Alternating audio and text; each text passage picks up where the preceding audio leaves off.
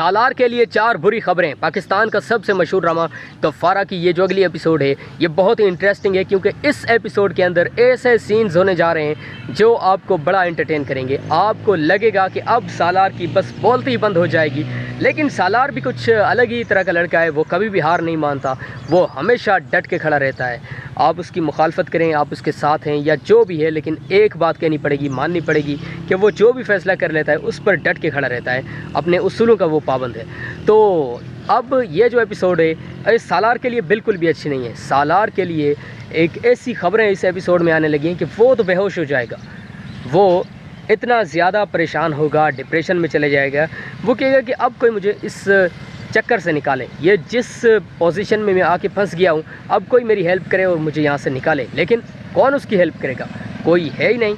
सालार ने तो ऐसी चाल चली है और ऐसा रास्ता अपनाया है, ऐसी अपनी ज़िंदगी चुनी है, अपनी लाइफ के ऐसे दोस्त चुने हैं कि अब तो ये लगता ही नहीं है कि सालार भी कभी ज़िंदगी में कोई कुछ ऐसा काम कर सकता है जिस तरह उसके बाबा, जिस तरह उसके बाकी जितने भी रिलेटिव्स हैं वो कुछ ना कुछ काम कर रहे हैं, लोगों के दिल जीत रहे हैं। तो हमें नहीं लगता, या आपको ऑडियंस को, ड्रामा में किसी को भी ये नहीं लगता कि सालार भी कभी कोई बड़ा काम कर सकता है। लेकिन वो अपनी तौर पर अगर देखा जाए तो वो बड़ा कुछ कर रहा है। वो कहता है कि मेरे जैसा तो कोई काबिल है ही नहीं, मैंने जो कुछ किया है वो तो कोई कर ही नहीं सकता। हर किसी की अपनी अपनी सोच है। लेकिन इस एपिसोड के अंदर जो 4 बुरी खबरें हैं पाकिस्तान के सबसे मशहूर अदाकार सालार के लिए, क्योंकि आपको तो पता ही है कि वक्त किसी का भी अच्छा चल रहा हो तो ये लाजिम नहीं है कि पूरे ड्रामा के अंदर उसी का ही वक्त अच्छा चलेगा, उसके लिए बुरी खबरें भी आ सकती हैं। तो सालार पहले तो बड़ा एंजॉय कर रहा था सिचुएशन को, लेकिन अब कुछ इस तरह की सिचुएशन हो गई है कि सालार के लिए अब एक डिफाइनिंग मोमेंट है। अब उसके लिए ये सोचने का वक्त है कि देखते हैं कि सालार अपनी ज़िंदगी को वो इम्प्रूव करता है या पहले की तरफ वो मनमानियाँ करता रहता है, हर किसी के साथ एक रूड बिहेवियर से पेश आए और किसी की रिस्पेक्ट ही ना करे, बस सब कुछ वो अपने आप को समझे और इस तरह की बातें। तो ये एक उसके लिए बहुत अच्छा मौका है, वो अपनी ज़िंदगी को इम्प्रूव कर सकता है, वो अपने आप को इम्प्रूव कर सकता है। और अगर वो ऐसा करता है, जो कि मुझे नहीं लगता, मुझे 95% यही चांस लगता है कि वो इससे भी ज़्यादा रूड बनेगा।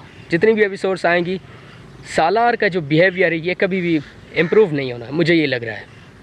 क्योंकि वो इसको कमज़ोरी नहीं समझता है अपनी, वो समझता है कि ये मेरा एटीट्यूड है, ये मेरी ताकत है। वो अपने एटीट्यूड को अपनी ताकत समझता है। लेकिन एटीट्यूड हद से जब बढ़ जाए फिर आपको पता ही है कि नुकसान इंसान का खुद का ही हो जाता है। तो पाकिस्तान का सबसे मशहूर ड्रामा ये गफ्फारा, इसकी अगली एपिसोड के अंदर ये जितने भी सीन्स हैं ये ऐसे इंटरेस्टिंग सीन्स हैं जो कि आपने पहली 18 एपिसोड्स में भी देखे और एपिसोड 21 में भी इस तरह के सीन्स कुछ मिलते जुलते थे, वो भी आप लोगों ने देखे थे, तो बड़ा एंजॉय किया था। अब आप अपने दिमाग पर जोर दें कि वो कौन से सीन्स थे।